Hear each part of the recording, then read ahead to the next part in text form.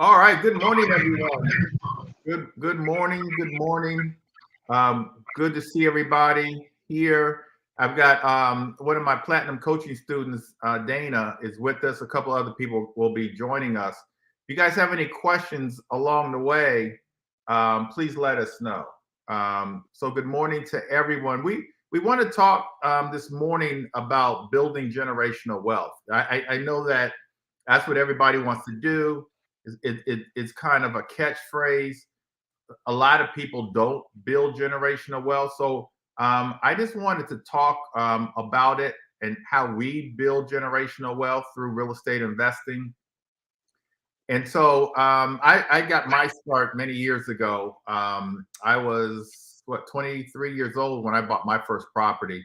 And so I knew at a young age that I wanted to get into real estate. I knew since I was 17 years old that I wanted to get into real estate. And real estate would, be kind of the catalyst for me to build wealth. I read in an encyclopedia at 17 that 95% of all the wealthy people own real estate. And so I said at that age, I'm going to get into real estate. And I did. Bought my first property at 23 and have been buying properties and building wealth ever since. I've wholesaled real estate, fixed and flipped real estate, and I have a portfolio of real estate that I own. And so we're going to be talking about all these things today. If you guys have questions, like I said, go to the comment section. I actually have a handout that I'm reading from that's in my profile. If you go to Instagram, go to my Instagram, Greg Bennett Invest, and go to my bio. Just click my bio. The handout is right there. You can click and get the handout. And so I want to introduce Dana. Dana Lewis is one of my platinum coaching students. He joined our coaching program over a year ago, and he's just been doing really, really well. Dana, why don't you introduce yourself and just let everybody know how you got started investing in real estate? Okay, so my name is Dana Lewis, and I am one of Greg's coaching students. Over maybe about 25 years ago, I had got out the military and decided I wanted to do some investing. So what I did was I started learning the trades, the building trades, because I knew I wanted to not only invest, but to be able to repair and do the work of my own and renovate my own properties. So I started to invest and did that for a few years. Had gained a couple of properties. Didn't really wholesale or flip. I was mostly interested in buying and holding. So I had about 5 properties. But what happened was I didn't have a coach and didn't know all the ins and outs. I did have money. I did have a business sense, but I didn't have a coach. So one thing led to another, and not having a coach, I ended up falling flat on my face, and I lost all my properties. So and that was just lack of knowledge, making the wrong moves, bad timing, and I had no one to watch over my shoulder, no one I could go to and consult with, and sit down with, and ask questions of. So that happened, and that was 2001 is when I lost everything. So about a year and a half ago in 2020, I guess it was, I decided that I may want to try it again. So I started looking around and sat in several seminars, and then happened upon Greg's seminar and went to his boot camp seminar. So when I went, I watched and listened, and most seminars you hear the basics, but after experiencing what I experienced and being who I am and my life experience, I know I need to be with somebody I can trust. So I paid close attention to Greg and watched him closely, listened to the information, but really was watching the person that was in charge of this operation. And I saw integrity in him, and that was enough for me to sign up. So I invested in myself, and I spent the money to join the platinum group, coaching group. And one thing led to another, and I've been with Greg since then. And I'll probably be with him for quite some time to come. So yeah, that's been my experience, and it's been a great ride so far. Okay, good. And so, for you, Dana, you've pretty much started off wholesaling. Is that correct? Yes. Okay. All right. So let's talk about that. Let's talk about wholesaling. I've wholesaled a lot of properties. I still wholesale, and so a lot of properties. I still wholesale, and so a lot of properties. Can you hear me, Leon? And so I think you've got two things on, Leon. Oh, he'll come back. He'll come back. And so one thing I like about wholesaling is you don't need a lot of cash, little to no cash. It's very, I wouldn't say it's easy to do because it's not easy, right?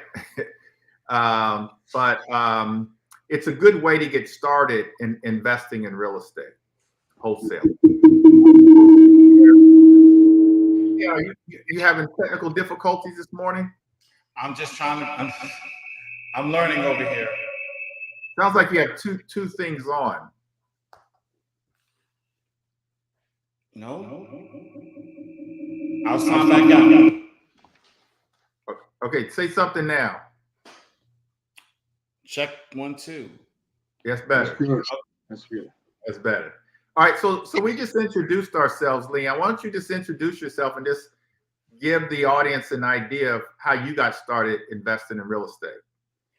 My name is Leon Bailey. I've been investing in real estate now for over 20 years. Bought my first property when I was 21, when I was in college at Hampton University.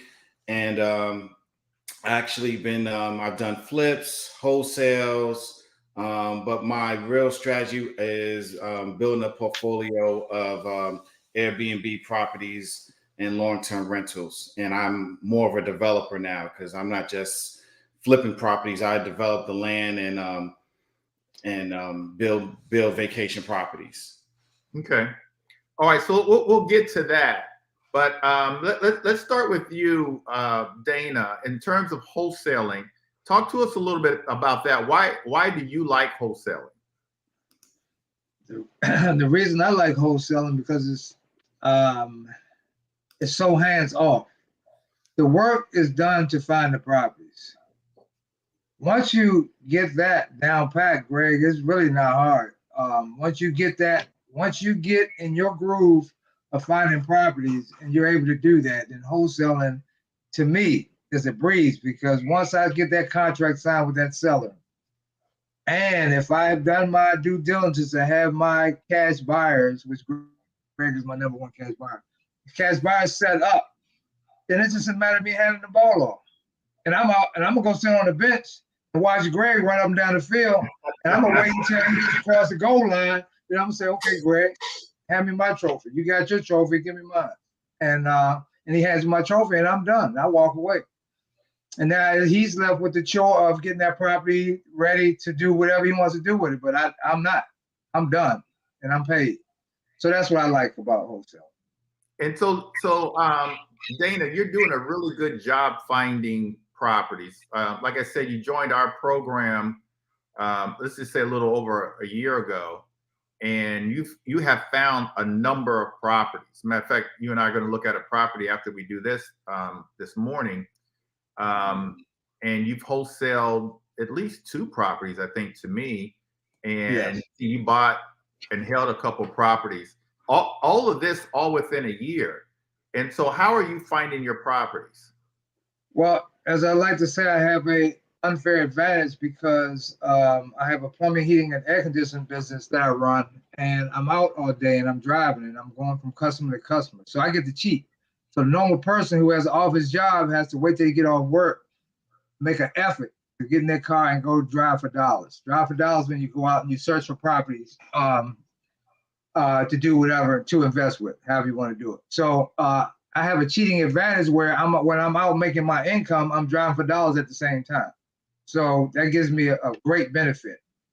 So I think that's and the grace of the Lord really is what it really is, to be honest. But I'm saying along with that is the fact that I'm able to do that is gives a great that works great. Okay. So I don't have to make the extra effort. I'm already out there. Always. I'm always out in the streets all the time. And so, Leon, I remember a few years ago, seems like many years ago now, I think you wholesale, didn't you wholesale a property in Capitol Heights? Kind of. Yeah, yeah. You give me a deal, and you wholesaled me a deal, and then I went and wholesaled it to somebody else. And I think that was the last deal you gave me. But but yeah, I mean, wholesaling is really great. It's a low entry point into real estate when you don't have the opportunity to be able to take down the whole deal, and you can make good money on it, especially in this market right now where everybody was being outbid. So if you can actually control the deal, they don't have to worry about multiple bids or other people outbidding them. They know that they can get it and the numbers work. That's the whole thing about wholesaling, is making sure you get a deal where the numbers work for everybody. Where at the end of the day, the end buyer that's buying it, they're not going to really care so much about your fee because the numbers work for them for what they want to do. Right. And so for those that don't know, wholesaling is simply the art of being able to find a property or find a motivated seller and to try to negotiate a price with them well below market, put them under contract with the purchase and sales agreement, and then assigning that contract to another buyer. We call that buyer cash buyer. For a price that fits a certain formula. We call that formula the Mayo formula. Mayo stands for maximum allowable offer. And so that's what wholesaling is. And so if you can get really good at finding these deals, finding motivated sellers who need to sell their properties and put them under contract, Dana's done a really good job with that. And then now you've got a piece of paper that controls that property, controls the deal. Now you can wholesale that property if you want. Our wholesalers are making $10,000, $20,000, $30,000. You can flip that property. It's a riskier proposition, and we'll talk about flipping in a second. But you can maximize the opportunity to build a lot of cash with the flip, or you can buy and hold that property, and all of us do that. But it starts with real estate investing. Really starts with being able to find the opportunity. And so the most important thing, in my opinion, is to find the opportunity. Second most important thing, we'll talk about it later, is being able to finance the opportunities. That's how you're going to build wealth. And so I love wholesaling. I still wholesale. I'm more so, buying, want to buy and hold to build, equity and appreciation, passive income. But wholesaling, you guys, is the best way to get started investing in real estate. You've got to find cash buyers. We're all cash buyers. If you have a deal, let us know. But wholesaling is the way to go. Again, there's two strategies for the real estate investor. There's the buy for cash strategy, where we talk about wholesaling for cash. We talk about fix and flipping for cash. And then the other strategy is buy for cash flow and appreciation. That's your buy and hold strategies. When we talk about buying and holding, we're talking about renting out residential properties, commercial properties. We'll talk about Airbnb in a few minutes. Passive income. And so if you guys don't hear me say anything else, or if nothing else resonates this morning, what I want you to take away from this talk this morning is you've got to find a way to buy and hold properties. That's how you're going to build wealth. That's how you're going to build generational wealth. That's how you're going to retire financially free.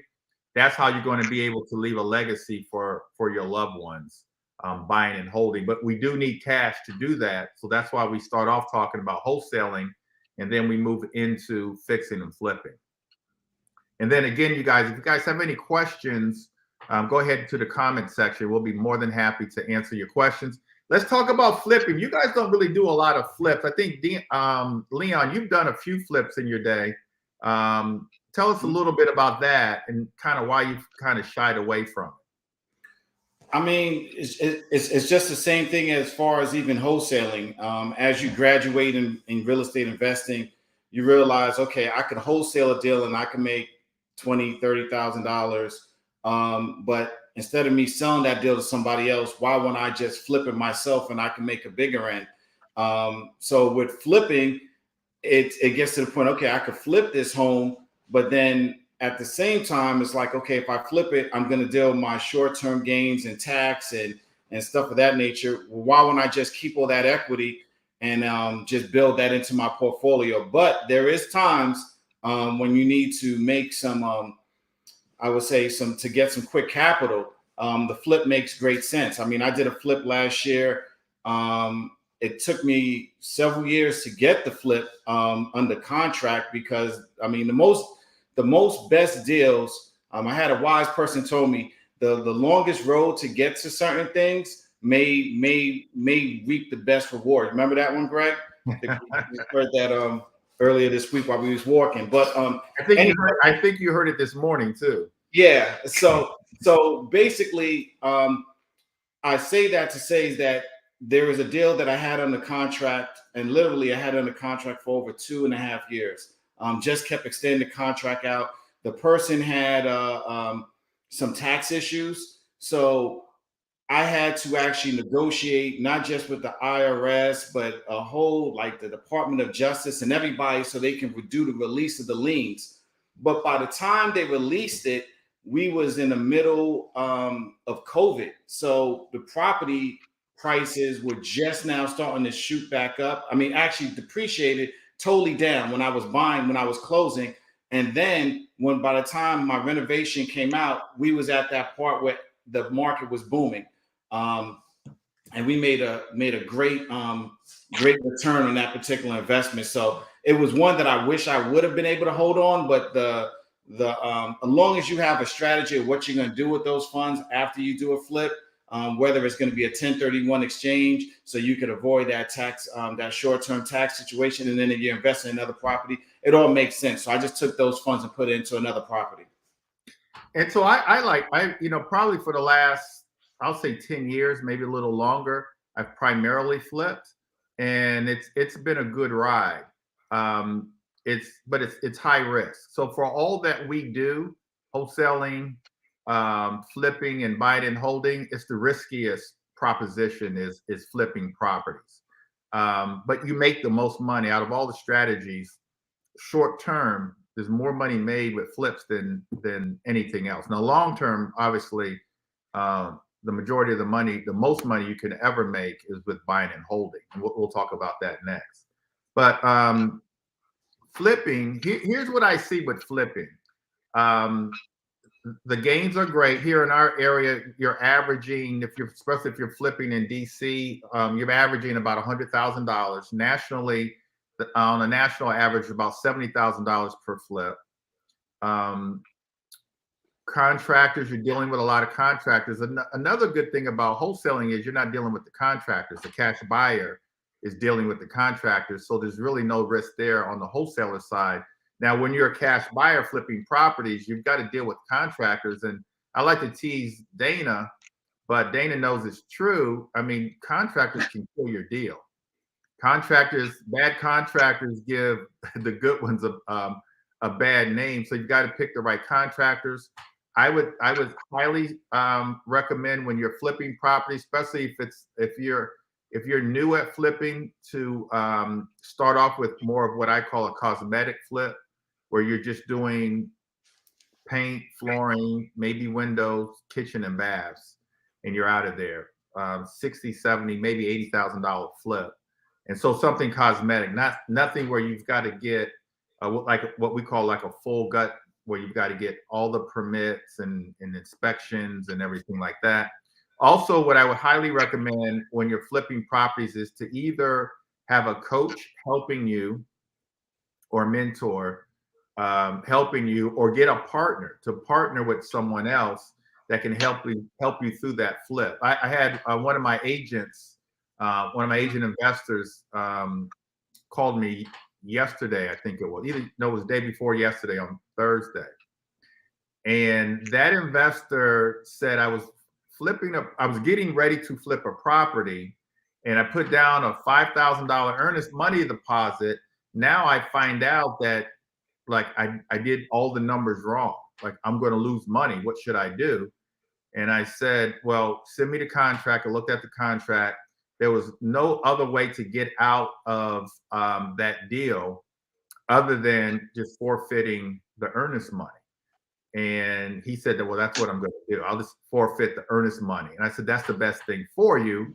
But what I told him was, you could have given me that money and entered into my coaching program, and I could have saved you a ton of money and told you not to do the deal. So you've got to get help with, especially with flipping properties. You've got to get coaching. You got to get mentorship in order to have a successful flip. Most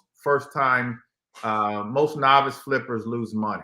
They lose money on their first flip because you just don't know what they're doing. And so I don't want to persuade you not to do flips, because I've been very successful with it.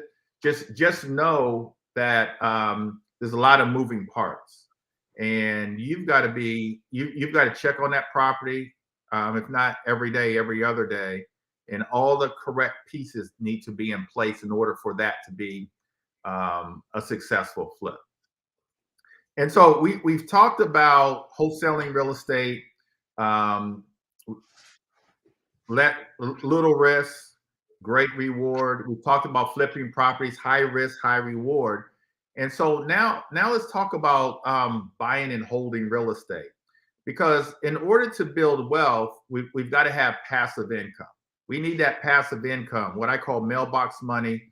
That income that's coming in every single month. You bought a house, now you can make money from that house over and over and over again for the rest of your life, for the rest of your children's life. That's the type of income that we really need in our lives. And so we take the money and then we put it there. And so let's start with you, Dana. I think you recently bought a house that you're going to buy and hold. Yes. Why did you decide to hold that property? Well, for one, is in the community that I grew up in. You grew up in many different communities, Dana. Yes, I know. But so for one reason, and the structure of the house. Wait, can you hold on for a second, Dana? I just want to bring somebody else on and just give a round of applause for the latecomer who finally made it. Sorry about it, gang. Sorry about that. Marquise. All right, go ahead, Dana. Go ahead. We just had to give him a proper introduction. That's great. So and buy and hold is really the goal, because that's where you're going to get your long-term passive income. So that's what I wanted to do. But the reason I selected this particular property is because the structure of the house. So these houses in this community over in Capitol Heights is a very simplistic. The bathroom, well, it's just a 1.5 bathroom, but it's all. My point is, all of that is in one area of the house. So whenever I get a house, and if I know I'm gonna keep it, I'm gonna open those walls and replace it. Because I'm a plumber, I know to open it and replace that piping, that old piping. So that's coming out. So all new piping is going in. So that's very simple. After that, we're talking a remodel of a bathroom, a kitchen, and just basic walls, drywall, paint. So brick homes, flat roof. So it's a very simplistic property to me to renovate, and strong house to keep. So now that I've gotten this new piping structure, this new plumbing, then to me I'm good. And there's this is another key. There's no basement. I don't want to hold properties with basements. So, but there's a crawl space. So if I need to go into that crawl space to do some plumbing work or do some work, then I'm good. So that was the reason that I selected that for that particular property, and I want more in that area. Why don't you want basement? Because of foundation issues, and I don't have to worry about that. I don't even have to think about foundation leaks and stuff like that. A lot of people don't even really use their basements. That basement to me is a sitting duck for a problem. So I go in many houses now, people who who if you can make it into a legal bedroom down there and use that, that's worth the while. But me personally, I just rather not even think about that headache because the type of work I do, I see so much, Gotcha. and I would rather not even deal with that. Yeah, So yeah, I agree with you, Dana. But if I can put a bedroom and a bathroom in the basement and get more rent for the property, then that's what I'm going to do. But other than that, if I can't do that, then I'd rather not deal with basements because the basements get wet, and so that's a major issue. Plus the fact that whether it's let's say for example you've got a 3-bedroom, 2-bath in Fruitland, Maryland, you're going to get the same rent whether it has a basement or not. But you should be able to buy it for a little cheaper if it doesn't have a basement. It's just more maintenance. I've got my property in Annapolis. I mean, I've got issues with that basement getting wet every year. Every year I've owned it for about 6-7 years, or more like 7 years, and every year I've got an issue.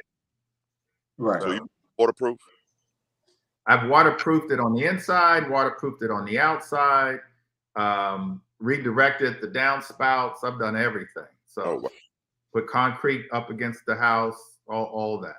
That's why we all got to be like Leon and just build from the ground up. Yeah. Right. then you know what you have. Right. There you go. There you go. Put a pool out back and just relax. He's the only one on this podcast with no stress. No, I think Leon is like the duck. He's on the surface. There's no stress, but he's paddling like hell underneath. You never know what's going on in his mind. Exactly. And so let's start with you, Leon. So you started off? Tell us how you started off buying and holding, and then how you got to where you are today. So I started off buying condos. So I started off with condos in the last crash, like 2008. Bought because everybody was going away from the condos because they wouldn't be able to get FHA approved. So the only way you could buy them was with cash. So I was a real estate agent. So I'm a dual agent. So I have a regular 9-to-5 job. So I was actually using my funds from real estate and just putting it straight back into buying all the properties of places that I knew that had high rental value during that crash. Because even though the value of the homes went down, the rents remained the same.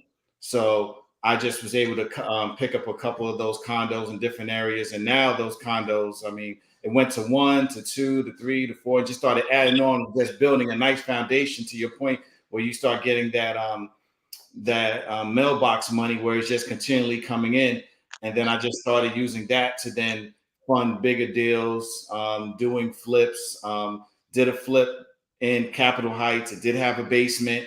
And actually I made that basement added the bedroom and a bathroom to make it more appealing. So it could have almost, what do you call it? Like an in-law suite. So if you wanted to rent that out, because the gentleman that bought the property, he saw that he could rent that out for like $1,500, and then still cover his overall mortgage. So was able to sell the house at a premium. So I think there's when it comes to it, like your preference of what you want to hold and what you want to deal with when it comes to investing in real estate is really upon you and what you experience. For me, after I started dealing with the condos and doing the flips, I wanted to do something a little bit more bigger. And then I bought a duplex down in the Carolinas, and I was long-term renting those. And that came with a whole different type of headaches, because it's the same headaches that you have here from doing annual rentals, but it's long distance. And then that's when I switched it up and made it into an Airbnb model. It wasn't Airbnb per se, but VRBO and home away. And I just renovated for short-term rentals, and I was able to make more money than I was doing with my annual rentals for a year, dealing with way more headaches and vacancies, and the property wasn't getting beat up as much at all, really, because it was getting cleaned on a week-to-week basis. That's when I realized that this is where I want to invest all my time and effort. So I started just building more vacation homes down there in the Carolinas. And to Marquise's point, yes, my CapEx is different because I'm getting everything brand new. So everything, like, you know, just the other day I had an HVAC problem still on the warranty, just call them. I'm not worried about those little things because I'm good for at least the first 10 to 15 years because everything is new construction. And new construction real estate rents higher, and the appreciation is just, you know, is just a better thing for me. Just want to hold on to it for long-term value. And so, Marquise, what about you? Why don't you introduce yourself and just kind of tell everybody how you got started um, investing in real estate? He's the king of more. Yeah. How you doing? I'm Marquise McCrimmon. Thanks for having me on here, Greg. So for me, I started as a real estate agent. It's simple, man. I'm a real estate agent and investor. I'm moving more towards investing now, 100% if possible. And my strategy is simple: wholesale to hold. So I'm holding everything, right? I'm renovating everything, not so much as a high end, but a 7-8, if you would. I'm ripping out all the mechanicals, all the plumbing, all the electric, updating all those things. And my strategy is to hold everything for the next 10 to 15 years. I'm buying for cash flow, not so much appreciation. And to like Leon said, I'm choosing Baltimore because the properties are cheaper, the taxes are cheaper, and it's a high value cash flowing market. So the residual money is there. And so, so you chose Baltimore. Are you still buying for cash and buying with cash in Baltimore? Yeah, I'm buying with cash. This property, I just purchased a property and I didn't use any cash out of pocket. I actually got cash back at the table. I leveraged an existing property that I had free and clear. Basically the Burr method, if you would. Use that money out of there to put down my 25% down payment. But I'm still buying cash based on the metrics and the money I make from wholesaling. Hey, Marquise, can I jump in for a second? Can you explain, because I think we got people out there in the audience, when they hear that you're buying with cash, can you explain when you mean cash? Because you're not going to the table with like ones and buying with cash, right? No. So I'm wholesaling the whole, you know, for the most part. So if I wholesale, my deals are nice deals, right? Almost 6 figures, if not more. So that properties in Baltimore you can purchase 65, 75, 120,000. So I accumulate that capital from wholesaling. Then I push it right over to purchasing. This property that I just purchased about 2 weeks ago, I didn't do it that way because the numbers, it made sense for me to just borrow from an existing property that I own free and clear, no mortgage. And the numbers were just sweet. And somebody wholesaled it to me.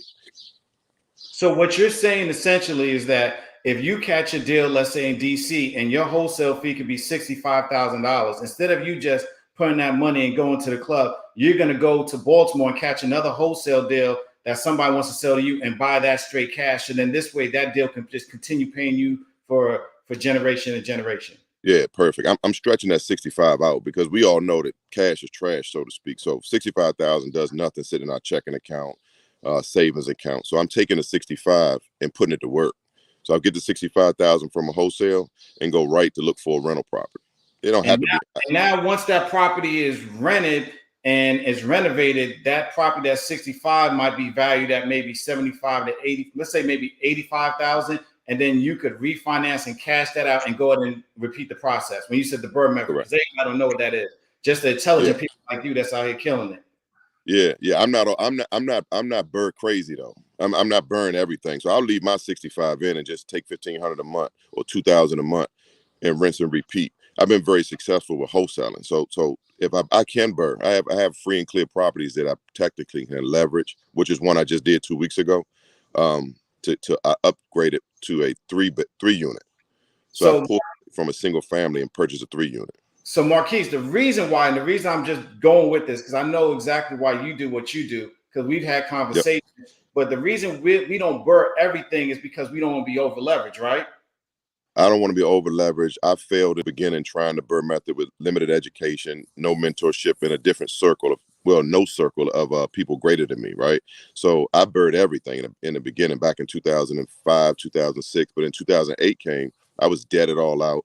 The properties in Baltimore, they don't appreciate as DC or Prince George's. But number one, I purchased in the wrong locations. I did it all wrong.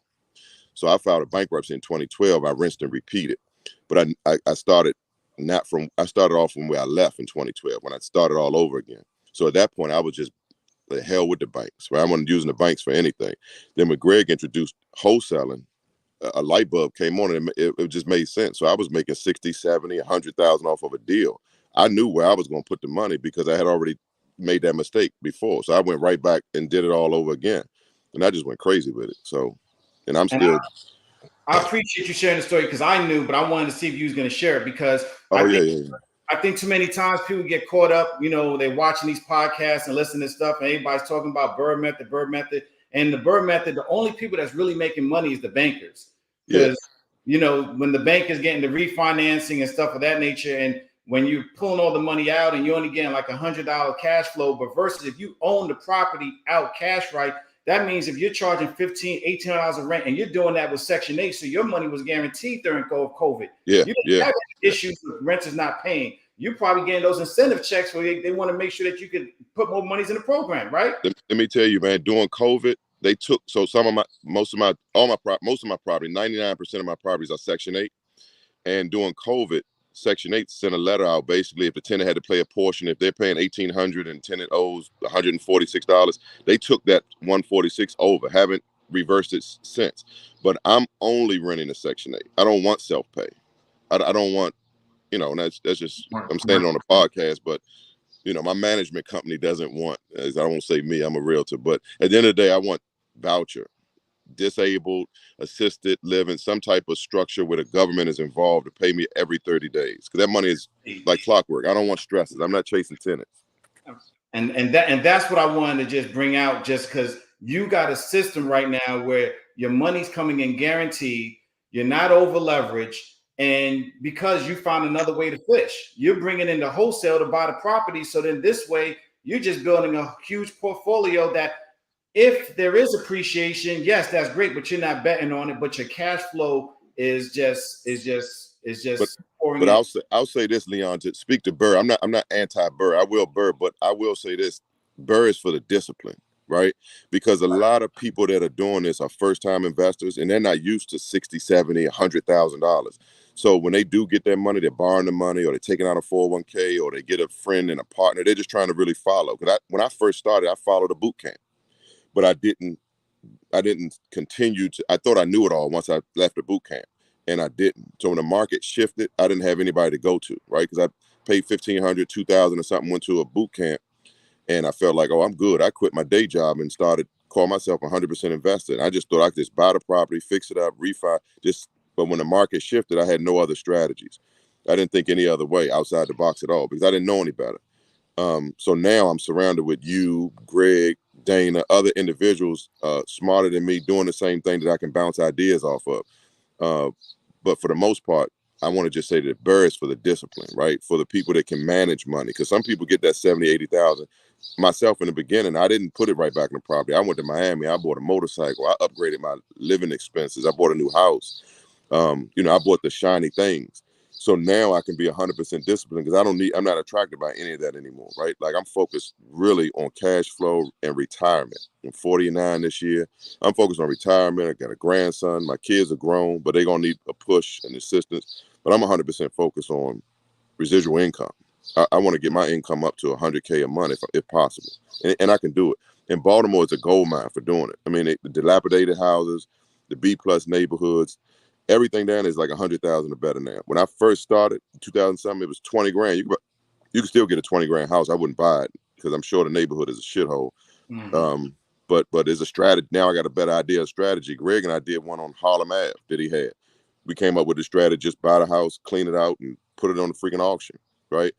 But that's because I had people around me. Back then, I would have probably renovated the house and had a shithole tenant and $800 a month and been happy.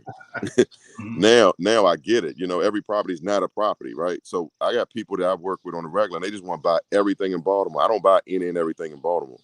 I'm very selective. The one I just bought today is in a B+. Last week is awesome. Great neighborhood. I didn't even know about the neighborhood. Hamilton.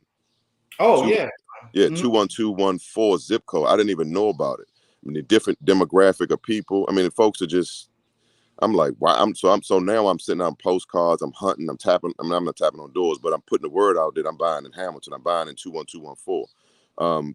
The house I bought was 225, and it appraised at 368, and I didn't put a dime down. I actually got back I think it's $6,000 at the table.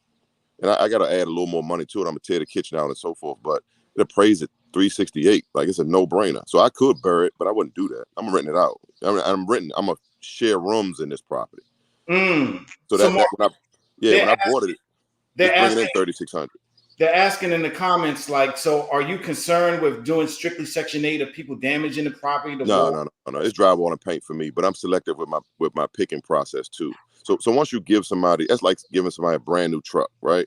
You know, I want those people that are used to driving that brand new truck, not the person that's, and no disrespect to any type of car, but I don't want the person that, if you're used to driving, I don't know, a beat up car, let me not say a name, but a beat up car, then I got a Cadillac brand new off the lot, that I'm not, you'll know that. So I'm very selective. And because I don't run the mortgages, I can take my time. I don't have to see, when you burr, you got a mortgage on your back.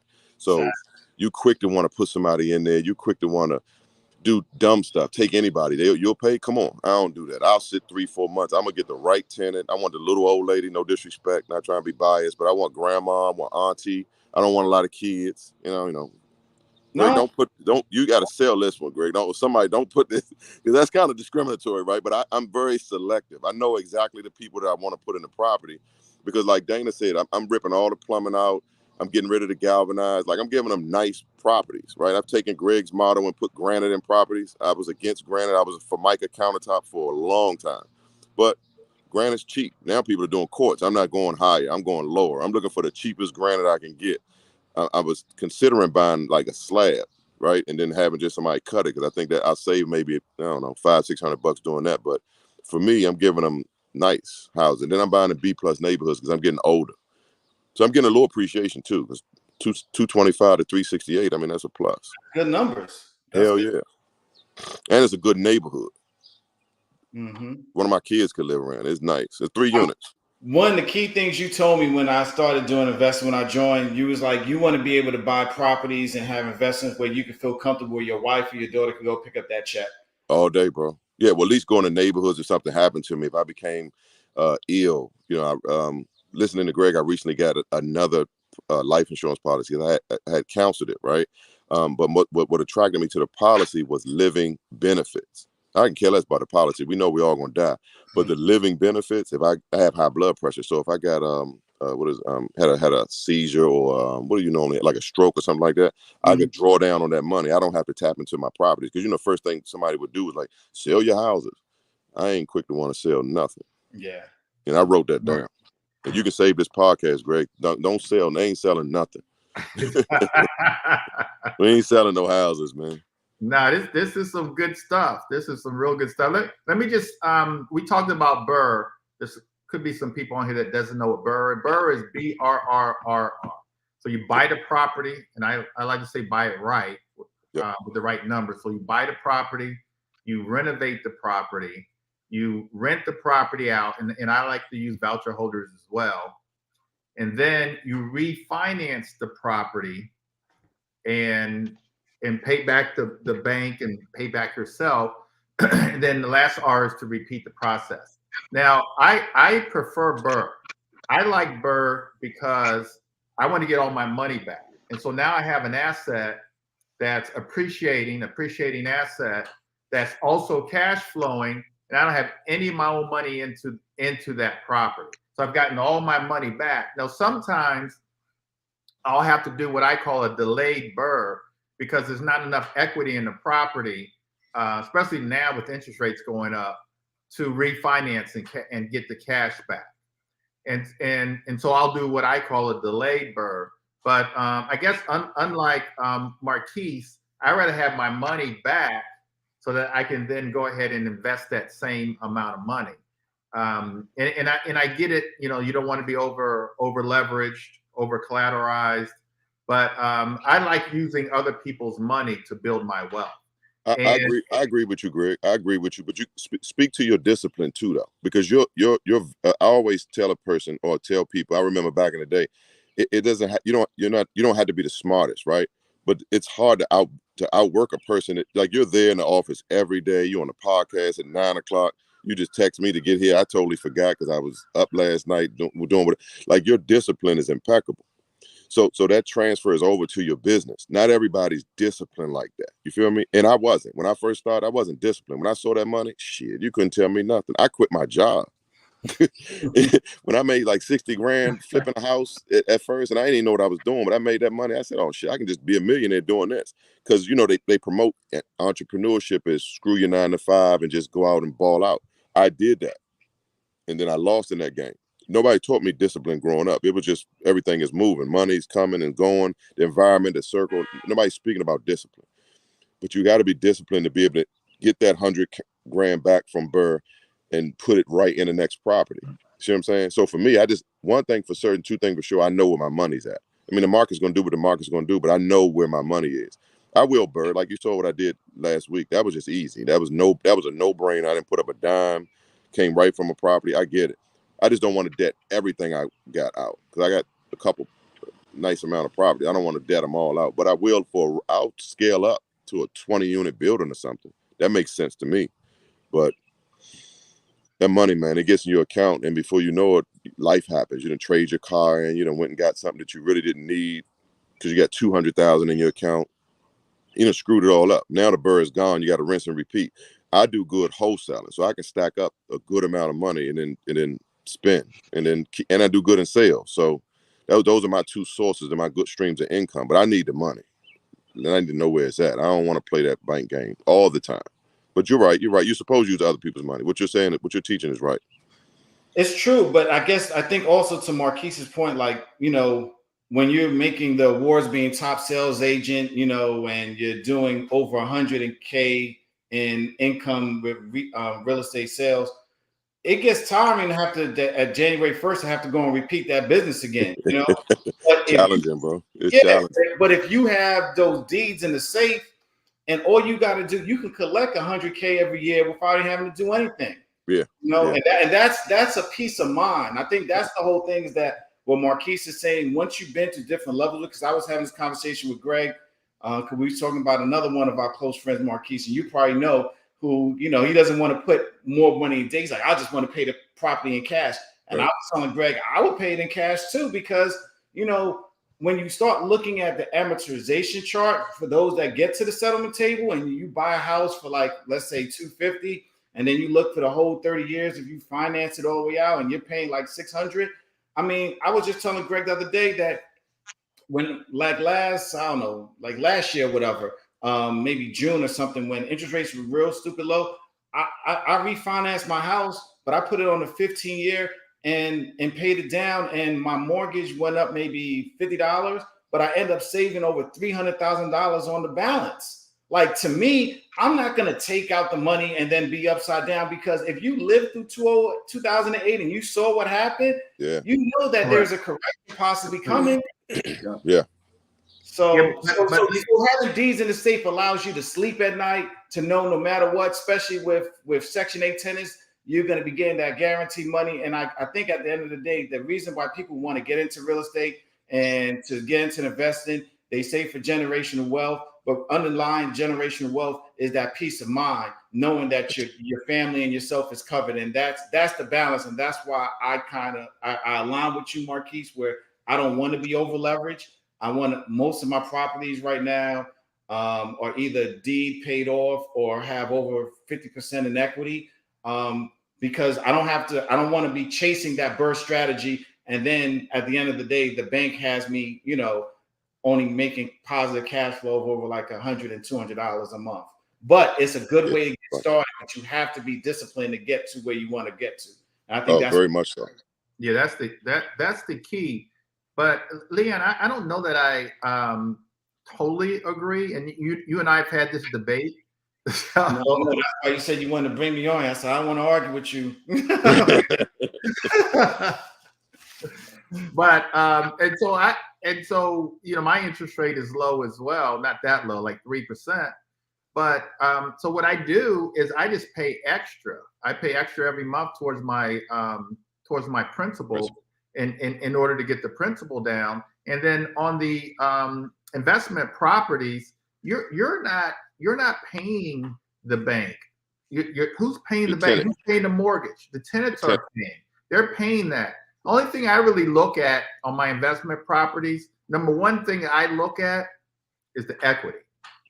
And we all know over the last couple of years, Right. the appreciation's gone through the roof. That's what I really look at. Now, do I also look at the cash flow? I do. I look at the cash flow because I want to know that I've got positive cash flow. I'm not losing money. I'd like to make at least $1,000 a month per property is sort of my goal right now. If I can get that better, and some of my properties I do have that better. But I really look at that equity, because what can you do with that equity? You can borrow against it. Real estate is not liquid, but you can sell 30 days, 60 days, whatever, and have that cash. But I want to use other people's money to build wealth. Yeah, But that's the strategy. you guys have said you do have to be disciplined in order to do that. But I can take that money that you guys you're paying cash, and I know I've been getting on you for years, Marquise, of paying cash. You've got 20 properties and they're all paid for. My thought process is, put some mortgages on some of those properties and then buy more properties. And I know you would say, well, I'm taking some of my commissions and taking my wholesale deals to do that, which is good, but that's many more. But then also, like Leon is saying, take some money out of your properties and then let's start scaling up. Let's go up. Let's go from making $1,000 a month in positive cash flow on our properties to how can we challenge ourselves to get to $5,000 a month or Right. $10,000 a month, and what does that look like? And I think Leon is doing that. So Leon, why don't you talk a little bit about kind of your thought process? You mentioned it a little earlier on just not being satisfied of buying a property, let's say wherever that is, renting that property out, making, let's just say $1,000 a month in positive cash flow, to now I'm gonna turn the money and the resources and the know-how that I have to making $10,000 a month in positive cash flow. And for you, that was Airbnb. And so talk a little bit about that, kind of that transition, and kind of like what do those numbers really look like? And why you'll never go back. So what I did was I took a couple of my properties that was paid off, and then I actually, instead of refinancing them, I did a commercial line of credit. So now I have my own. So I am using my own money, but that's my line of credit that I use as if I'm going to do a flip or anything. I'm just using that group so that those funds to operate. And then with that, I started looking at because like I said before, the Airbnb model for the duplex that I had when I converted worked well for me. I looked at acquiring some land. So it's just like full circle, everything you do in real estate. Once you learn one process and then you try to level up, you don't forget the principles from the bottom of what you learned. So when I acquired the land, I was acquiring that land based off of the Mayo strategy. I wanted to get it at 70% of value versus me just paying the asking price and negotiate it, because at the end of the day, land is just land without a structure on it. It really holds no true value. Plus, you have to go through the entitlement process, see about getting utilities in and perking. So I have to let them, I'm selling them on the idea that I have to do a lot of this work, but really and truly it's not that hard work to do. But somebody that just has land that didn't go through the process, they're looking at it like, yeah, it's a lot of work. So I was able to get them down on that price. Once I was able to get the price down. They rang the doorbell. You ain't hear? Did you let him in? Okay. I love it. That's Sorry your boy, that. Leon. That's your boy. That's my man, though. So okay. So once I was able to get the price down, then now anything that's built on top of that, I already have equity built in. So and then same thing with that. You again, once you already start doing flips, you already know that you want to go out and get multiple quotes and bids from different contractors. So I'm doing the same thing with builders down there. I'm getting multiple bids on contractors, so price per square foot. But I'm also wearing my realtor hat. I'm looking at the comps of what is this ARV for this house over here? What is a 5-bedroom? How much square footage is this? So now I know how big I want to build. So like for the last property I built, just to say some numbers, I built the property. I got the land for like 250. The construction was like 450. So let's say I was all in roughly about 7. But the comp that I was looking at, based off of what was a 5-bedroom, 2-bath, was over $1 million. So by the time the house was built, the property appraised value was over $1 million, about 1.5. So essentially, not even flipping, I doubled my money. And then to top it off with Airbnb, I'm able to rent it out. Like the mortgage, I don't know the exact numbers, but I'm trying to put all the expenses, but I know I can always tell Greg this. The mortgage for the whole year was paid in 1 month. So of me renting it out. So that means everything else is positive cash flow. So when the month of June came and went, the house was paid for a year and expenses recouped and everything. And then now I just have a property that's cash flowing and paying by itself. And it was renting at over $10,000 a week. So for the summer. So that's why when they say go back, I'm like, it's tough to even look at it because I'm baked in, as far, and now what I'm trying to do is just like I did with the condos is paying that down. Once, like Marquis said, once you figure out how you could generate income, I could definitely go and say, I'm gonna buy this and I'm gonna run out with that. But now if I can pay that down, that becomes more of my arm where I can now do more, strategic buys, and that's what I did. I ended up buying another lot, to build another one, which we just completed. And then from that, I bought another lot where I'm building, about to build another 4 to 5. So that's, and the reason I line them up like that is because once you realize what works for you, I'm not looking to deviate from my strategy. And then it gets to the point where people start bringing you opportunities and saying, hey, would you like to buy this? Or would you like to develop this? And I'm looking at another deal right now because now it's like, unbeknownst to me, I became that key person when it comes to oceanfront development, because that's what people have seen me done as far as take just, land, develop it up, and actually put Airbnb properties that, like the last property that we just built, Bailey's Lighthouse, just got back rave reviews saying that this is going to be probably one of the top houses that they've seen, not just constructed, that they have on their program. It's a 7-bedroom. I mean, it's a beautiful house, but I took all the key learnings from my first property and applied it to this one. And plus, I don't want it to have it in, I don't want them to compete. So this one's a 7-bedroom, that one's a 5-bedroom. So it's different price points. But you can't be scared to scale up. And I'm doing that with the whole process. And just, once again, just doing the same process throughout everything is just, continue building on. And I think the key there is, at least for myself, is you always want to do more and better. You never want to be content. You never want to stick with, just kind of the status quo of what everybody else is doing. You want to scale, and that's the biggest thing. And so I'm looking to scale. I'm always looking to scale. I'm always trying to be ambitious. As I've told you, last couple mornings, sometimes what appears to be tough or difficult, you can't really figure it out. You try to figure out those numbers, figure out how you're going to finance these deals. And when you figure it out, I mean, you just, so gratifying. And so, so Leon, what do you think the future of Airbnb is?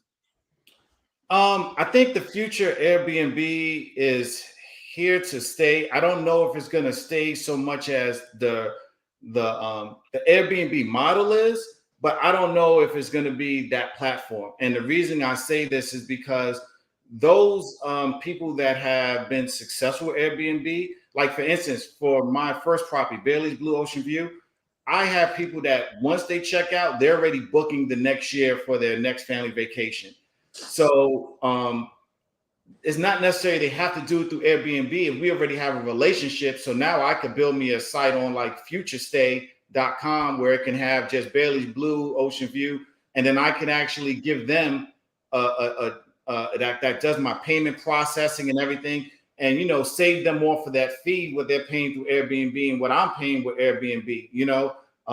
So I don't know if it's always going to be Airbnb, but I think now that vacation homes been around for a while, but they've been around through various templates, whether it be time sharing, where people are doing timeshare programs, or there was pockets of areas where people were comfortable with. But I think now everybody is open to staying in vacation homes, and they really are enjoying it. And I think what also is now that people are actually working from these different places. So they're like, instead of me just going into a hotel room, I can have a place on the beach, or I could stay in this place. I mean, we have working nurses that's traveling during the off season, and they're calling us, to Marquise's point. If you got maybe 4 nurses that have to go in an area, they're sharing rooms, and they have their stipend for whatever, $1,500 for their travel. They're now renting vacation homes and putting their money together. Cause like, we'd rather stay in this and stay in a Holidays Inn. So I think it's going to be here for the long term. I think it's a great investment, and I am all for it. Leon, are you taking those clients off of Airbnb and porting them somewhere? Because that's where my thought pattern is. I can't say that on this. No, podcast. understood. Yeah, Understood. No. Yeah. I get it. I don't know if it. I understand what you're saying, but what I'm saying is that the part where Airbnb filters is that you're building that buffer, that there's a lack of trust. Yep. But if you got people that's already coming back to you, it would behoove you to have a platform. Agreed. For VIP people to return back. With a better discount. Agreed. And you don't have to go through anybody, and now it's like family. I mean, I've never been on the other side. I've never rented an Airbnb. But back when I had a beach house or a vacation property, if you would, they had VRBO, right? Yeah, VRBO good. Yeah, and I didn't do too much. They had a guest book that would sign their name, phone number, email. Then you could blast them back and exactly. And so that's what I was able to capture from my property management company. That's what we was able to jumpstart the bookings for Bailey's Lighthouse, because as they stayed there last year, they saw the construction. So they're like, oh, it's ready. And so it was just like, it was able to get the book. So just like any business, the closer you are with your clients and customers, the better for you. These other platforms and technology, they're acting as buffers. But I think that is going to be a lot of turns in the future where you just gotta, you can't just stay stagnant. You're going to have to say, okay, well, you know what? If I have my own real estate website or Meta page, right, I need to have my own for my properties, and then this way you can stay in contact with the people. I mean, that's why I started my Instagram for Bailey's Lighthouse. People actually saw the building of the process, and they started booking because they're like, oh my God, because they felt like they were a part of it. Right. And I think that's where people be missing the boat, is with like social media. They're not really making that true connection and being authentic. Yeah, I agree. Leon, one last question. And so when you build your own site, you're going to take it off of VRBO and Airbnb.com? No, not necessarily. Not at all. Okay. Not necessarily. No, I'll probably keep them on there. I want, because there are still certain people that they trust those sites more than they're going to trust going with you. But those that know or I may have relationships with, they may book with me direct if I do that. But that's what my goal is for next, after this season, is to build a platform that showcases all of my vacation property portfolios, so they can see, there's Bailey's Lighthouse, Bailey's Blue, Bailey's Cottages, and, so on and so forth. Because essentially I want people to see that there's different price points. And then also I want to maybe create in the future some type of reward method that if you stay at one, then you get some type of discount on the other, and then so on and so forth. Yeah. And how much money will you save by renting out on your own? Oh, so for me, the saving direct, you're probably, between me and the client, you're probably talking about $1,500 to $3,000 depending on the property, because that's how much it is in transaction fees that they're charging, and it's kind of split. So that's why I said it's a big deal that it can be a saving where it could be transferred over. Yeah, you could split that and say, hey, you save $750, they save $750. No, that makes sense. That makes sense. Yeah. Mm-hmm. Okay. And I'm going to bring Tarsha on. She's, I think she's having some technical difficulties. But anyway, and so as we kind of wrap up this, talk a little bit about you guys, how you're financing your deals. How you guys financing, especially the buy and hold. I know, Marquise, you just did a buy and hold, and I think you used Lima Capital. Yeah. And so what was that financing like? Oh, easy peasy. Easy peasy. They're very streamlined, short and sweet. They don't look at any docs. They do pull your credit. They're tier based. How about you? Dana? You just been kicking back, enjoying the conversation. Well, because the Airbnb is something that I did want to learn about, so I was trying to take in everything I could. But to your point about where you and I was going to say that it's a matter of comfort level. I think we were talking about doing one versus the other. I think it's a matter of comfort. It's a matter of comfort level. So I can't hear you. We can't hear you, Greg. No, go ahead. I think okay, so real quick. So you felt that I should have used hard money on a particular deal, and I felt that I wanted to save that extra cost and use my own money. So I'll probably line up more with Marquise in the line of using my own when I can, because I'm thinking about these fees that I'm gonna have to pay out. So in order to save those fees, I use my Don't let Marquise bully you, okay? Okay. Fees matter, Dana. Fees matter. Fees matter to me. Fees matter to me as a matter of preference. Yeah, I always me too. think about what's coming up. What's that Always. overhead? I'm always looking at that overhead. Yeah. And so we've got Tarsha. Tarsha, you want to talk a little bit about financing, especially these buy and holds, and I'm assuming that you've heard the conversation. What's your impression? No, I think it's the point that everyone makes here. Good morning, everyone. Good morning, Tasha. Right, Good Tasha, morning. how are you? Good morning. I'm Tarsha. I work as a lender. Can you guys hear me? We can hear you. Yeah. Okay, good.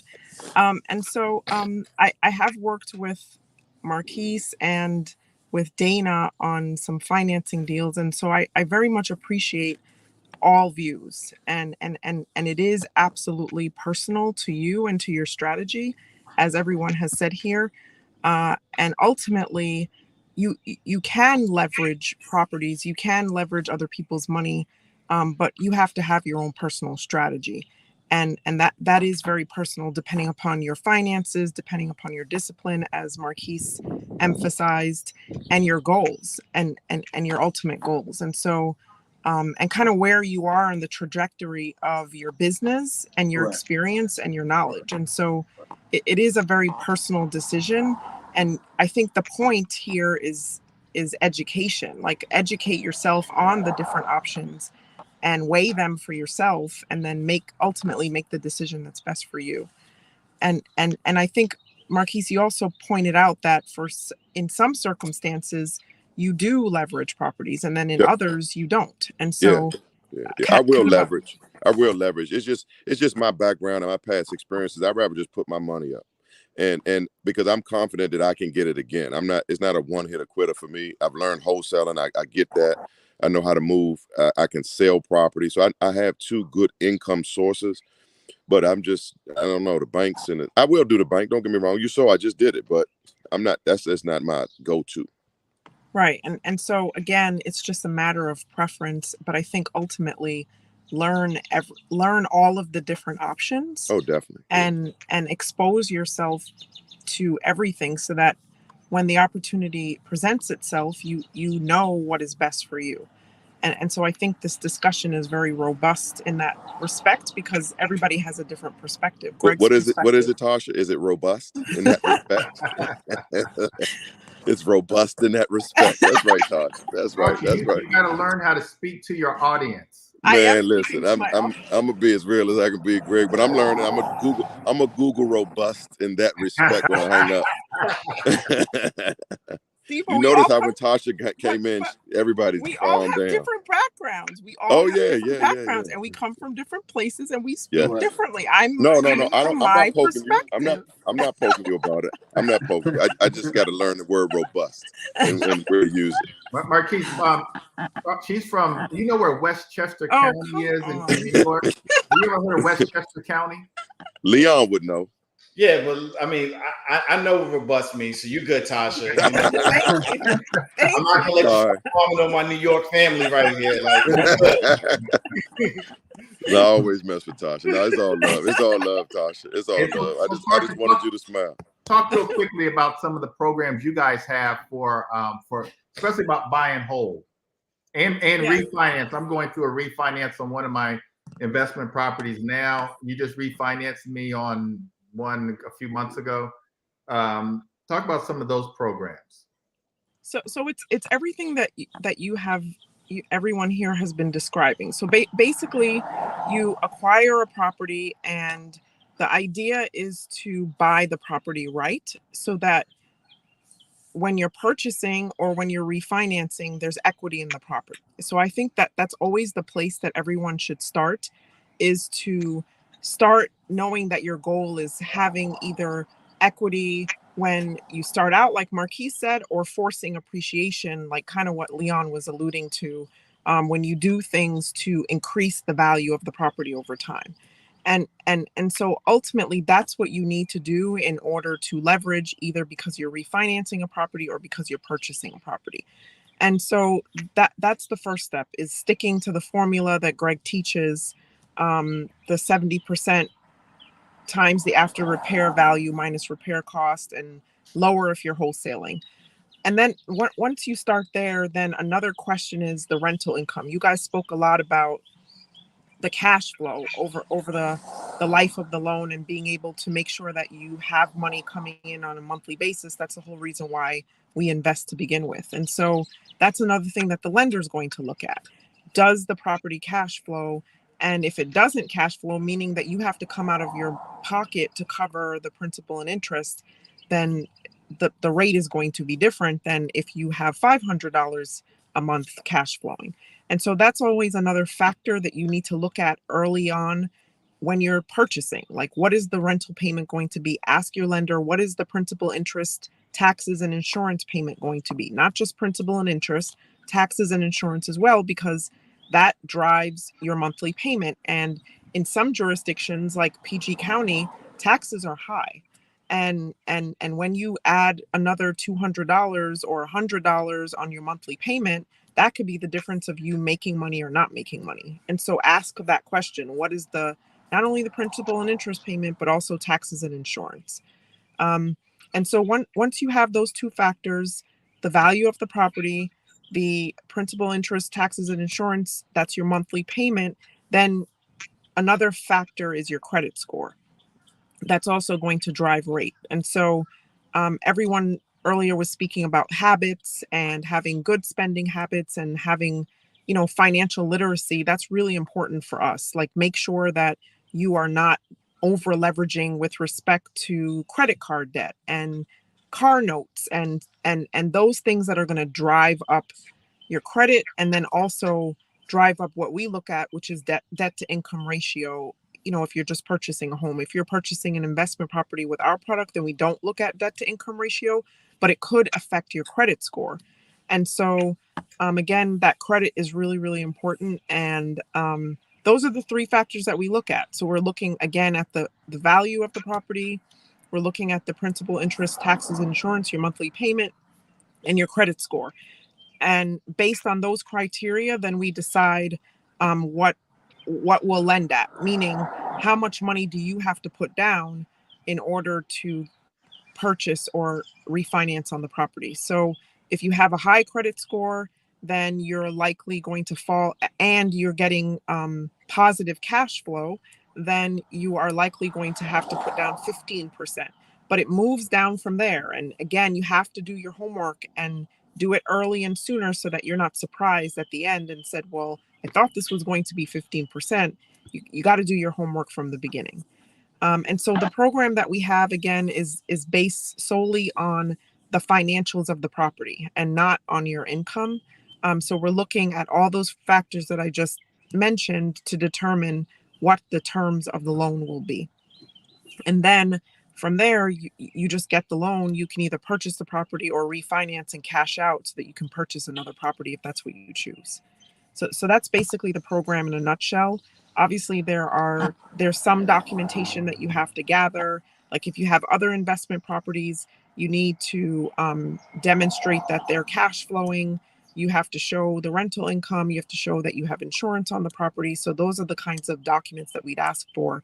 And then one benefit is that you can purchase in an LLC, so you'd have to show your LLC documents as well. So that's at a very high level the program that's offered. We do offer the loan to first-time investors.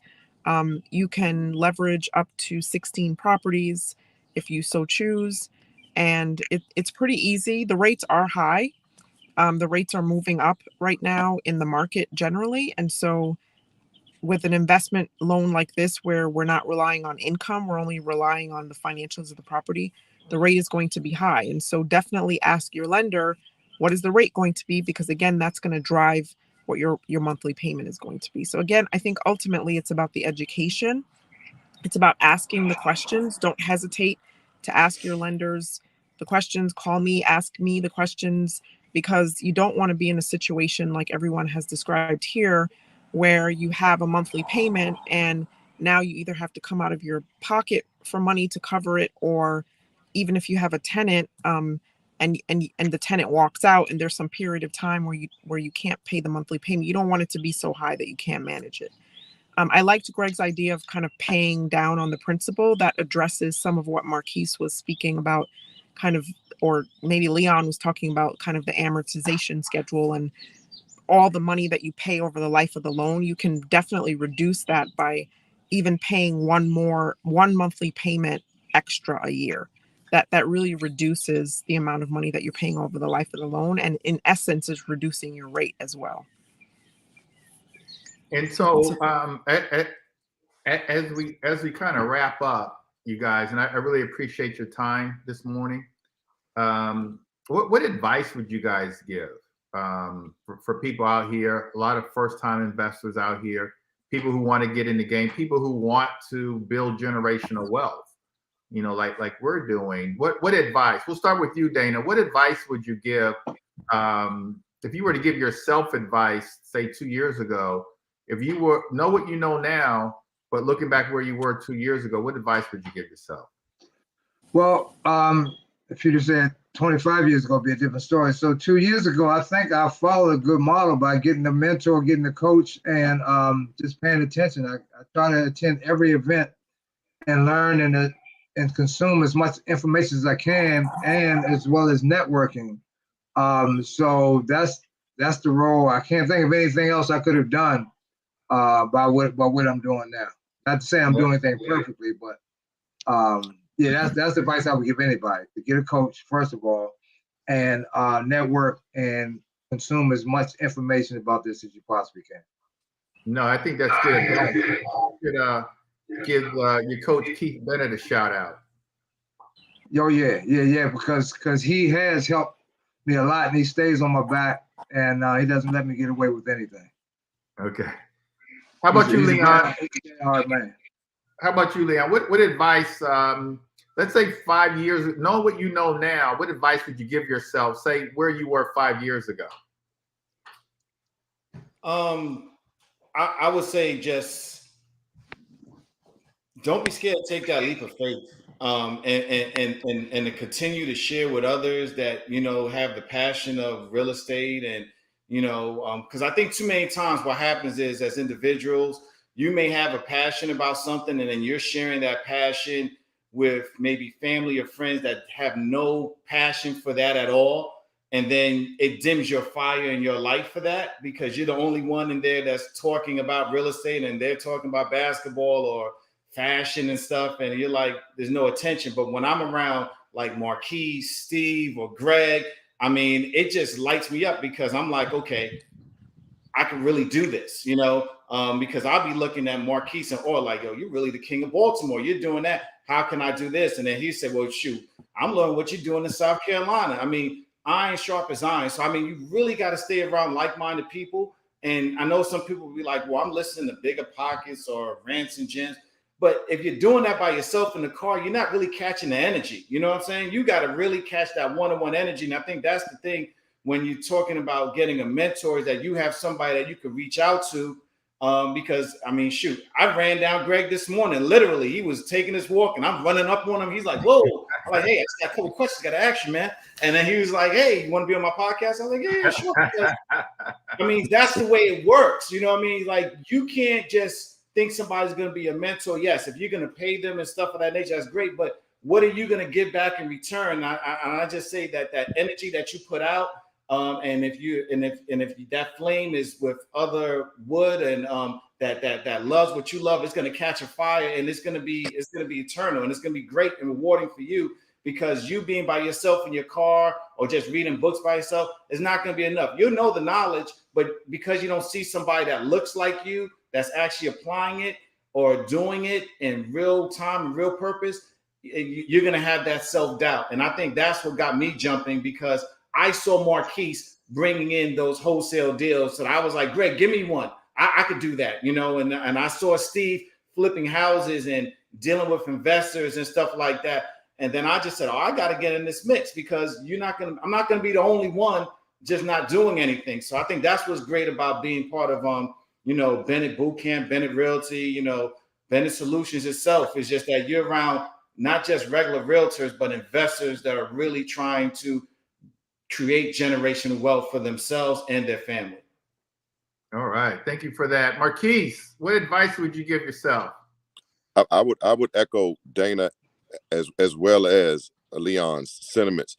It's very important that you're mindful of who's pouring into you or where you're getting your information from, for one.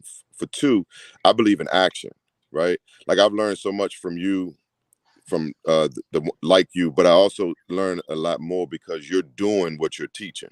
You see what I'm saying? You're flipping, you're wholesaling, you're subject to, and you've sold real estate. I'm an action taker.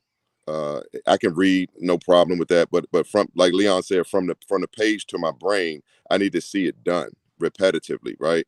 The BIRD method, like I said before, I crashed and burned less than 10 years ago, right? Filed a bankruptcy 2012, rinsed and repeated. I'm up to 20 properties now, right? So it can be done with the right people in your life, the right people that are pouring into you. 20 years ago, I don't think that, well, not 20, maybe 10 years ago, I don't think that I even reached out, knew about the mentorship, the coaching. I just felt like when I knew a little bit of something, I knew everything, right? So I kind of just took what I had. But like I said before, this market changes. We're in a shifting market now. And if you're not communicating that or talking to that, or like Leon said this morning, running up to you, and I'm sure that conversation, that's a gem. I'm sure some jewels will drop, right? But if you don't have that person, you can't read and figure this thing out all the time, right? You got to know, like Airbnb. I look at Leon because he's doing it. I mean, we all know what Airbnb is, but very few of us are doing it, and especially to that magnitude. I've never built a house a day in my life. But physically, I know he has some pointers. So if I were considering doing it, he would be my mentor in that aspect, right? I would reach out like, Leon, hold my hand, let's go. The money piece and the financial piece, I got that piece. But when it comes to that, I have no clue. So any questions I need, I called Leon maybe 2 weeks ago about digital locks. Like, I don't need to try to figure it out. I have somebody to call now, right? So be careful who's pouring into you. So do circle checks, because not everybody's going to go the same place. This thing is a fad to a certain extent to some people, right? It's real big on Instagram. Everybody's saying, hey, do this to pay off that, quit your 9 to 5, don't do that. But for the ones that really do it and have done it, you got to get in their circle. So I quit my job. I'm working 9 to 5, and I'm not advocating quitting your job, right? But a lot of people just move based on influence and not on strategy. They don't even have a plan. They're just doing it because they see Leon doing it, right? Mike Tyson had a quote that said, "Everybody can fight until they get hit, until they get punched in the face." I learned so much by filing a Chapter 7 bankruptcy, by losing 16 properties, right, in the same place that I'm investing in now. But I was smart enough or true to myself enough to know it wasn't. It was because I didn't have the information. Like Tasha said, I didn't do due diligence. I was buying in the wrong area. I just took the whole 90% cash out back then. I was rich for about 4 years. So now I get it. I'm moving, I'm looking twice, maybe 3 times. Every property does not work for me. I'm not following everybody else's strategy. I know what works for me, right? And I'm just sticking to that. You were robust with your way of thinking going back to Baltimore. Thank you. Yeah, yes. I should have ended with that, right? Yeah, I'm here. I should have ended with that. How about you, Tarsha?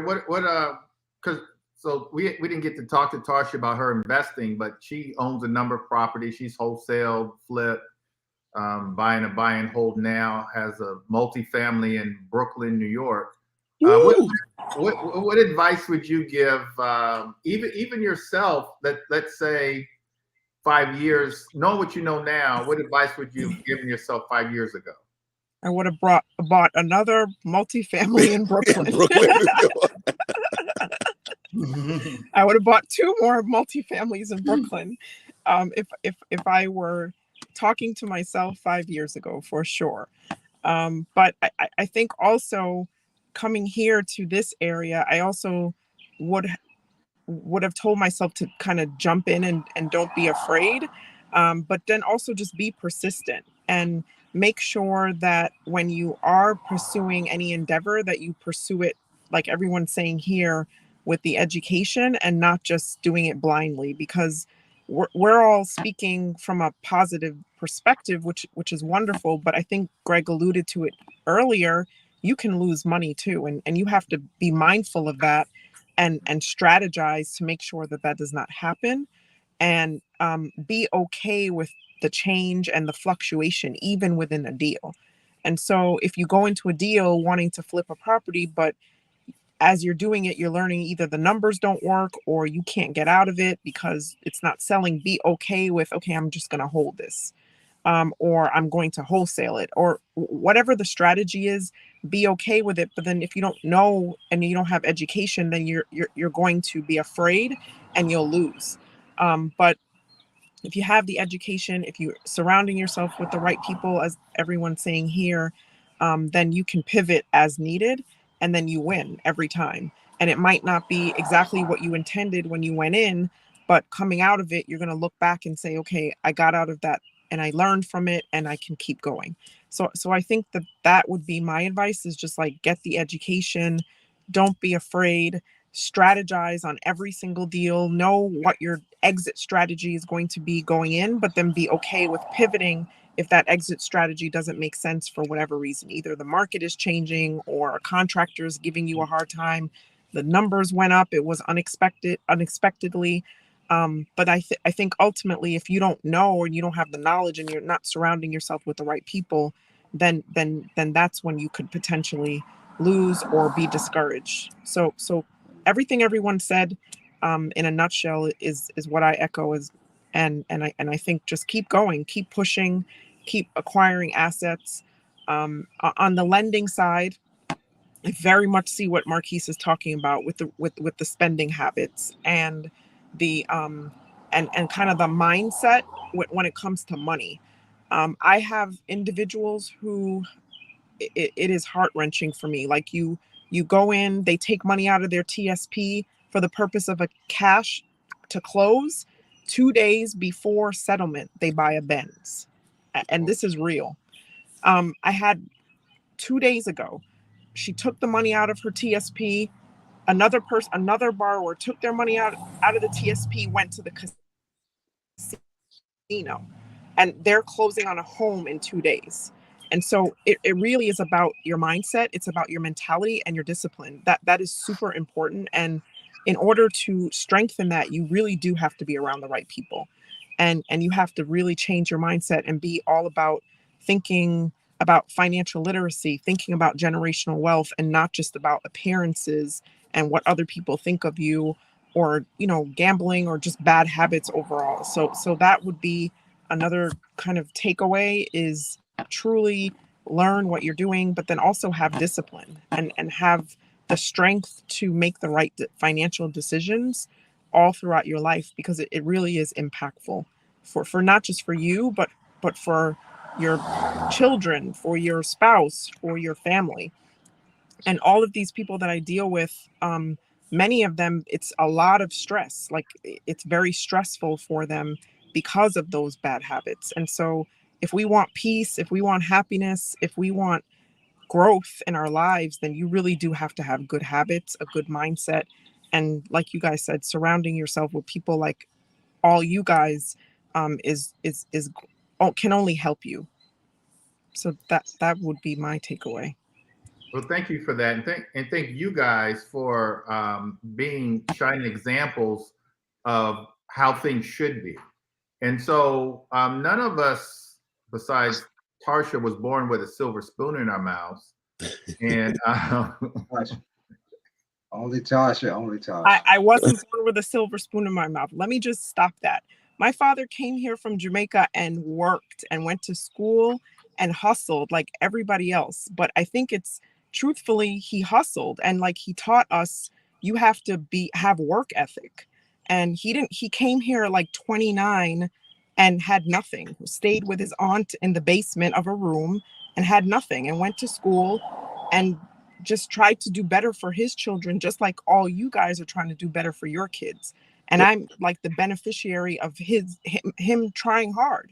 His mother in Jamaica was a seamstress, and she used to like go around and buy houses too. But I truly wasn't born with a silver spoon. I think my father just instilled like work ethic and just trying hard and being disciplined. But Don't let Greg trigger you, Tasha. Yeah, Don't let I Greg feel you, trigger you. Tasha. I'm trying to figure it out. Hey, Tasha went right in. She went right in, man. She's like, I'm let's stressed on kill this that right now. No silver spoon. she was like, hold up, wait a minute. Yeah, work ethic. His mom was a seamstress in the basement. They don't play with me. No work ethic. That's right, No, Tasha. her grandmother was a seamstress. Her mother Okay. was not a seamstress. No, I mean, yeah, her dad's mom. Yeah. I'm with you, Tasha. My parents are West Indian too, so I understand. It's awesome. Yeah. But look, so all that goes to just got to work hard, and none of us here are afraid of hard work. All of us work hard every day. We're here working on a Saturday morning. I know probably all of us will, after this meeting, this podcast, I'm meeting Dana at a property. And so we're all doing something. And it's because we want to have a great life. We want our children to have a great life. Like Tarsha said, her father wanted them to have a great life. And so that's what it's all about. And so part of that is sacrifice. And so you've got to make sacrifices. And in order for you to be great, we're really talking about building generational wealth. In order to build generational wealth, sacrifice comes with that. And part of that sacrifice is, like one of you guys said earlier, not running out buying the shiny objects, taking your money, saving your money, invest in assets, and being an investor and not a consumer. And so those are the sacrifices that we all have to make and continue to make to build wealth. In any one family, there only needs to be one person that's going to build that generational wealth. And so then the question is, how come that can't be us? How come that can't be me or Leon or Dana, Marquise or Tarsha? It can be, but it takes a lot of sacrifice and a lot of knowledge. One common theme has been being around the right people. And for some, it's a theme it's kind of overused, but it's just unbelievably so true. It's just so true. Leon hit me with some stuff this morning that I said, okay, he did run up to me this morning. I'm finished my walk. We live in the same neighborhood. And I said, okay, Leon, we're just going to walk to the corner and then I'm going to let you go. I got to get ready for this podcast. But he was hitting me with so many things. I probably walked another mile with him. And it was some like high level stuff that I wish we could have recorded it. We're not going to share this stuff with you, Marquise. But Marquise, I told him we need to get you in on it. So don't even. I think we got to do this more often, Marquise, because we do got some stuff we got to talk about. Cool. I'm here, man. I'm here. Excuse me, Greg. I got to get to the supply house before they close. It's really important. So I'm at the run. Go ahead, Okay. Dana. You did a great job. We're done. If you guys want to get a hold of, all right, Dana. If you guys want to get a hold of Thanks a lot. Me, a lot of you guys are asking how can you be part of Bennett boot camps and be a part of, kind of our group. Schedule one-on-one with me, gbschedule.com. If you want to write this down, you can go to my brother Keith's schedule and get on his schedule, KB, Keith Bennett, kbschedule.com. And we'd be more than happy to talk to you guys one-on-one. But I think that one of the most important things is, and what everyone has said is, like, we've got to collaborate together. Like, I've been doing this for a long time, but I learned from these guys as well. They're pouring into me, I'm pouring into them. And we're all growing at the same time. I never forget this quote that that Leon talked about. I think he was singing some song, and he said, I think it was a Jay-Z song, and said something about he could have bought some property in Dumbo. Now he's the Dumbo. So, what was that quote, Leon? Marquise could finish it because he was there. I don't forgot now, man. It was basically I could have bought some property in Dumbo for I think 1.5. Now it's selling for like 25 million. So now I'm Dumbo. So yeah. Jay-Z's album. Yeah, need it. I'm gonna listen to that on my way to Baltimore. yeah, exactly. But no, this has been great, Greg, and it's always been a pleasure doing this type of stuff because I just feel like when we're talking, it's just like we're just talking. There's an audience, but we're really just doing what we normally do in the office. So, and building anyway. Like this conversation is recorded on YouTube, but this is no different than the conversation that we're talking about each other, just one-on-one on the cell phone. Like Marquise called me, I'm driving and asking me stuff. And he's like, I'm gonna send somebody that wants to do Airbnb to you and stuff of that nature. So I think that's the advantage that we have when people look at other realtor systems and stuff like that, is that we're not just about trying to close one deal. We're trying to help each other build wealth. Right. And that's what it's all about. Like, I don't even want you to be a part of my brokerage if you don't want to build wealth. If you just want to sell houses, there's Coldwell Banker, there's other brokerages you can go to. Come to Bennett Realty Solutions or join Bennett Boot Camps to get help with investing to build wealth for yourself and for your family. So look, guys, let's wrap this up. You guys know we could go on and on and on. I've learned a lot from this. Appreciate for having me, Greg. The biggest thing that I learned is never say that Tarsha grew up with a silver spoon in her mouth. Never ever say that. Yeah, that's a trigger. Tarsha said we're going to comment right there. That yeah. She went right in too. Oh my God. Let's just clear that up right now, Greg, before we go further. So Marquise, was her mother the seamstress or her grandmother? Her grandmother. Let's not messing with Tasha. Yeah, I got it right now. They're trying to get loans and everything's Marquise, remember that what you said to me on the podcast? It's 7.8 for you. All right, I got you. Have a good Saturday, man. Take care, guys. Okay, take care. Bye. Bye.